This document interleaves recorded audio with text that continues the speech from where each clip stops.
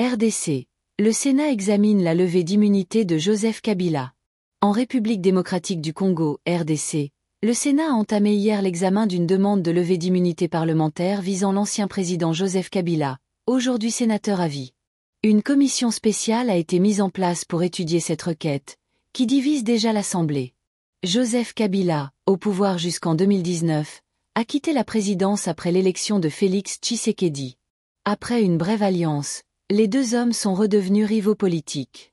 L'ex-président vit en exil depuis 1 an et demi, tandis que Kinshasa durcit son emprise sur son parti, le FCC, suspendu, et ses biens, menacés de saisie. Le parquet accuse Kabila de soutenir la coalition rebelle M23, active dans l'est du pays. Selon des témoignages recueillis auprès d'anciens collaborateurs, il aurait eu connaissance d'un projet d'assassinat contre Tshisekedi, avant de privilégier une stratégie de déstabilisation politique. La commission sénatoriale a 3 jours pour rendre son avis. Jean-Claude Katanda, président de la SADO, souligne que la procédure devrait impliquer un vote du Congrès, réunion des 2 chambres. Il déplore aussi le manque de transparence.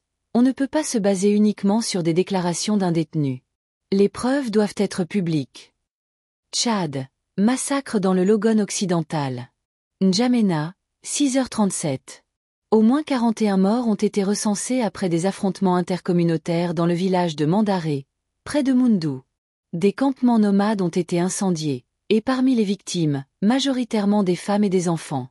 Les forces de sécurité ont arrêté 80 suspects, tandis qu'une enquête est en cours.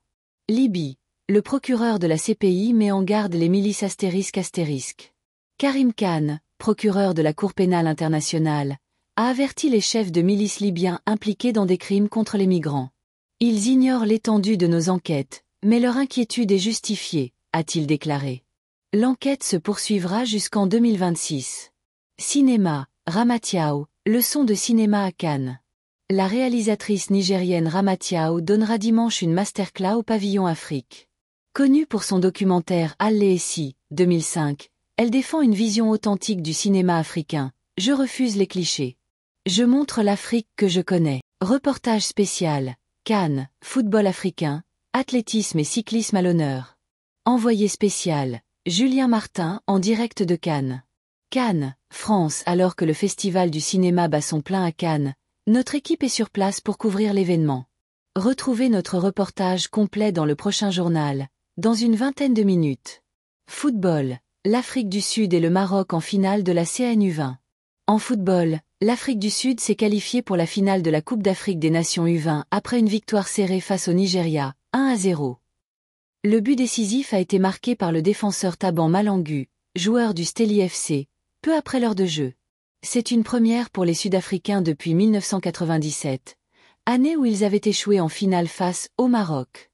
Cette fois, ils auront l'occasion de prendre leur revanche, car les Lions de l'Atlas se sont également qualifiés en dominant l'Égypte, 1-0, grâce à un but de Younes El Abdellaoui, attaquant du Celta Vigo.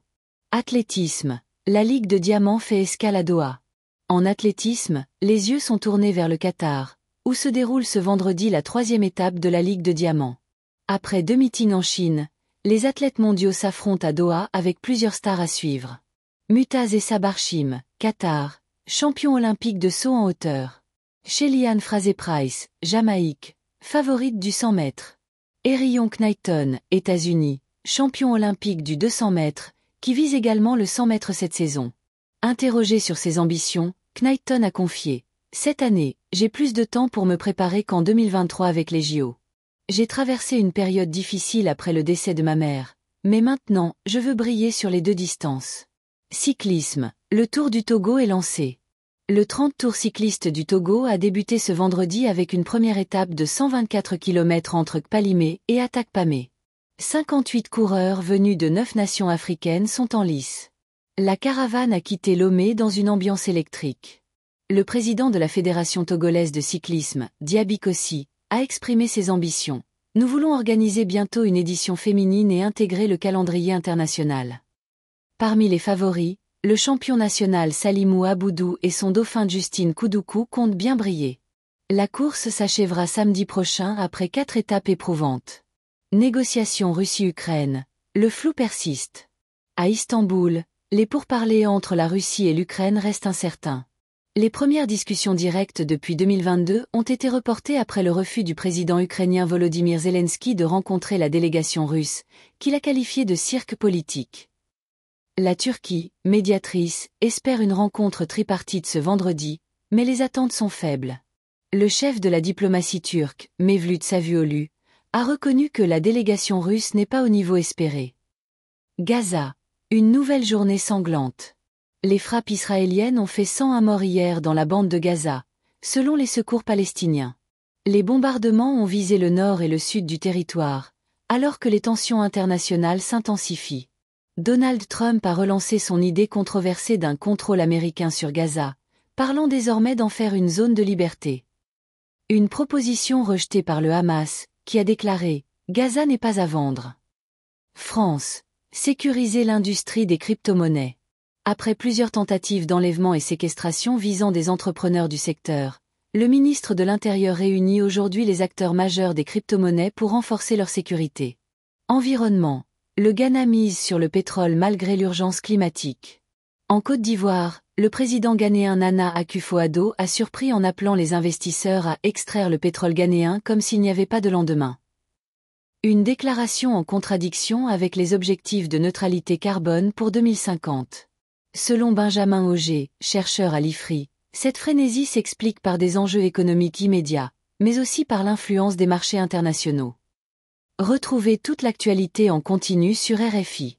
Julien Martin, pour l'Équipe Info, depuis Cannes. Ghana, entre boom pétrolier et transition énergétique, un équilibre délicat. Le Ghana, sous la nouvelle présidence de Jean-Marc, s'engage résolument dans une course à la production pétrolière, suivant les traces de politique économique classique pour les pays producteurs. Avec l'arrivée de Donald Trump au pouvoir aux États-Unis, un fervent défenseur de l'exploitation maximale des ressources énergétiques, le pays africain semble emboîter le pas, produire jusqu'à la dernière goutte, résume un analyste. La quête des investisseurs dans un contexte complexe. L'enjeu pour Accra ? Attirer des capitaux étrangers malgré un marché mondial des hydrocarbures en contraction.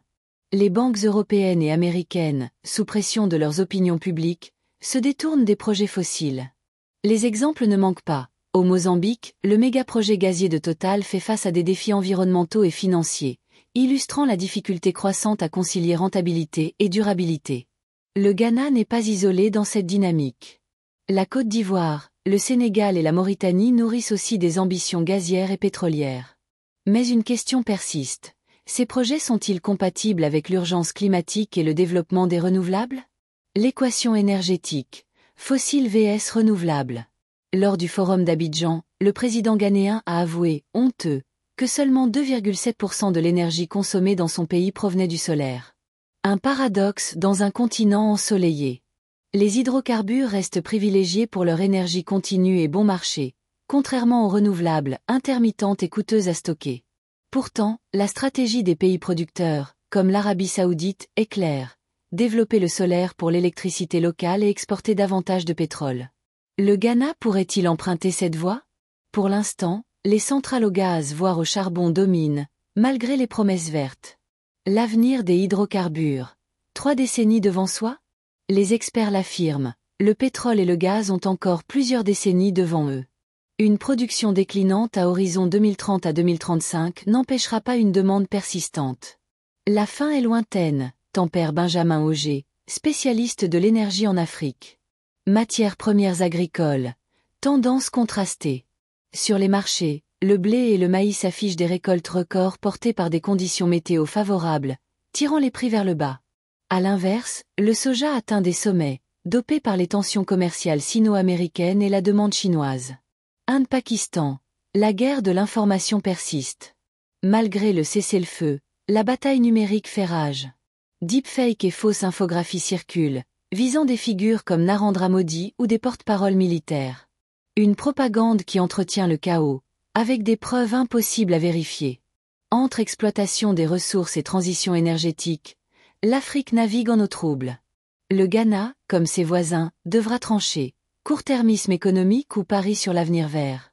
Ce reportage synthétise les enjeux économiques, énergétiques et géopolitiques abordés dans le texte original, avec un angle journalistique et une structure claire. À adapter selon le ton et la ligne éditoriale de votre média.